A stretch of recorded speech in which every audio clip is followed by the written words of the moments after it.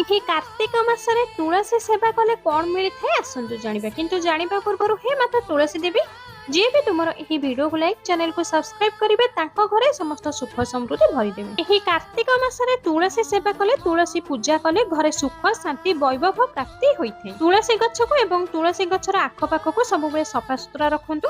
ତୁଳସୀ ମାତାଙ୍କୁ ପ୍ରତିଦିନ ଆପଣ ଜଳ ଚଢାନ୍ତୁ, ଆଉ ସେହି ଜଳରେ କଞ୍ଚା କ୍ଷୀର ପକାଇ ଜଳ ଚଢାଇ ପାରିବେ। ତୁଳସୀ ମାତାଙ୍କୁ ହଳଦୀ ଚଢାନ୍ତୁ, ସିନ୍ଦୁର ଚଢାନ୍ତୁ, ରକ୍ଷା ସୂତା ବାନ୍ଧନ୍ତୁ। ଯଦି ରକ୍ଷା ସୂତା ଆଗରୁ ଅଛି ତ ତୁଳସୀରେ ସେହି ରକ୍ଷା ସୂତାକୁ କାଢି ଦିଅନ୍ତୁ, ପୁଣି ନୂଆ ରକ୍ଷା ସୂତା ବାନ୍ଧନ୍ତୁ। ମାତା ତୁଳସୀଙ୍କୁ ଲାଲ ବସ୍ତ୍ର ଅର୍ପିତ କରନ୍ତୁ, ପୁଷ୍ପ ଚନ୍ଦନ ଚଢାନ୍ତୁ, ଏହା ସହ ଦୀପ ଜଳାନ୍ତୁ। ଦୀପ ତଳେ ଚାଉଳ ରଖି ଦୀପ ଜଳାନ୍ତୁ, ଖାଲି ଦୀପ ଭୁଲରେ ବି ଚଳାଇବେ ନାହିଁ। ପ୍ରସାଦରେ ବତାସା ଲଗାନ୍ତୁ, ତୁଳସୀ ମାତାଙ୍କୁ ଧୂପ ଜଳାଇ ଆଳତି କରନ୍ତୁ। ଯଦି ସମ୍ଭବ ହେଉଛି ମାତା ତୁଳସୀଙ୍କ ଚାରିପଟେ ପରିକ୍ରମା କରନ୍ତୁ। ଯଦି ପୂଜାରେ କିଛି ତ୍ରୁଟି ରହିଯାଏ ତ ତୁଳସୀ ମାତାଙ୍କୁ କ୍ଷମା ମାଗନ୍ତୁ। ଅଖଣ୍ଡ ସୌଭାଗ୍ୟର କାମନା କରନ୍ତୁ, ଆପଣଙ୍କର